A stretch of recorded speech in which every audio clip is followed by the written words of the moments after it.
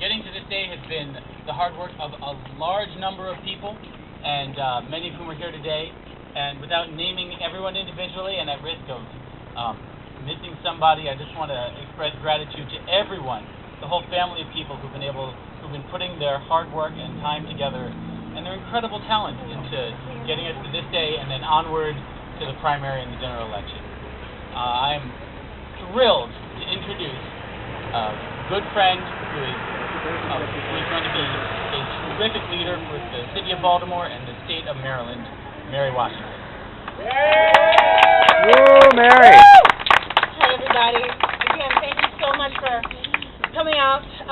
My name is Mary Washington, and I'm asking you to choose me to represent you in the Maryland General Assembly.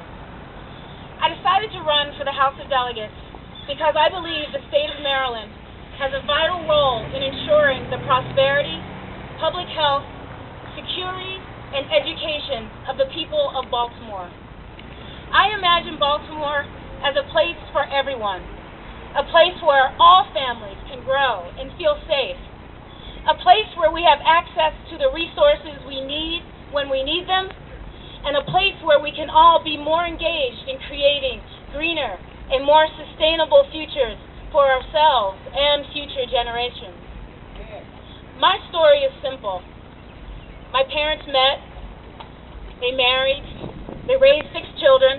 I'm the eldest. I had my first part-time job working at a deli at the age of 16. And I was fortunate to be able to go to college with grants and loans. I got involved in organizing and learning. And it was there I got hooked on trying to make the world a better place and learning that I didn't have to feel ashamed about wanting to do that. And it was my mom and my dad that always expected me to do the best to help when and where I could. I chose to live in Baltimore because of all it has to offer. In particular, the 43rd Legislative District has a diversity that is unparalleled. When the people, younger, older, black, white, those from wealthy or modest incomes, from cities, from rural areas, people that are gay, straight, who cares? We have all of this in our district. We have landscapes that are beautiful, parks and streams and lakes. We have housing. We have row houses. We have mansions. We have apartments and condos. We have houses of worship that are synagogues and churches and mosques and meeting house.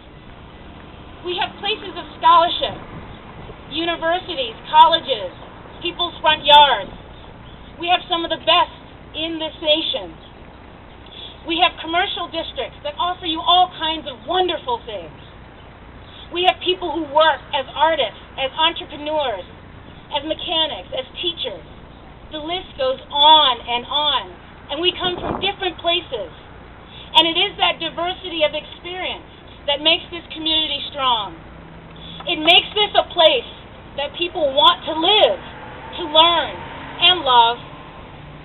We are fortunate in the 43rd District, and I can't think of a better place to call home.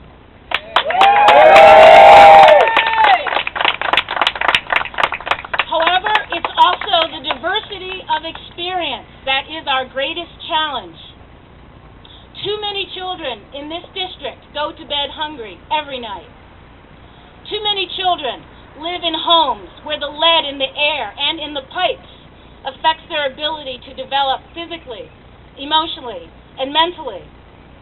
Too many live with violence, both mental and physical. You can see it in their eyes.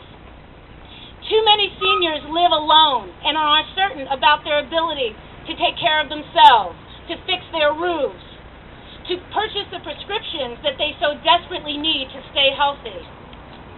Too many of our neighbors are discriminated against, are bullied, are denied the daily peace that each of us take for granted because of their actual or perceived sexual orientation or gender expression. And too many women in this district are assaulted by the people they know and by strangers. Too many parents feel helpless to provide safe pathways through their neighborhoods for their children to play and go to school. And too many young people have been killed on these streets. And too many young people have killed on these streets. I know that some of you may want to leave, to give up. That seeing these things every day breaks your heart and scares the heck out of you. It saddens and scares me too. But these things don't go away just because we close our eyes. Some form of it happens everywhere. And I believe it when I say that it has already happened to each one of us, because if it has happened to any, it has happened to all.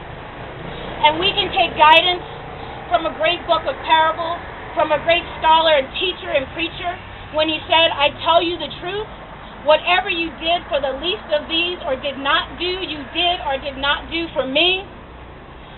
We can no longer tolerate these disparities. Each one of us must look to see what is our legacy. It's not going to be how we necessarily fix these things. It's going to be how we face these challenges of diversity, this challenge of inequality. That will be what defines us as individuals and community. I love this community. I love this city. I love what each one of you stands for and what you do every day. And again, we cannot tolerate the disparities in education, in health, in safety, in jobs, in fairness, in economic access, in housing. We can do something, and we can do it together.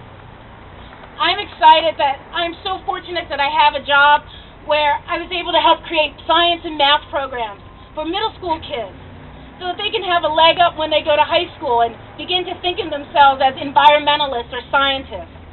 That I've worked with state and local officials to get 500 young people jobs working in parks and in communities. And now we are even training and employing 20 adults who've been underemployed. I've organized voter education, election judge training.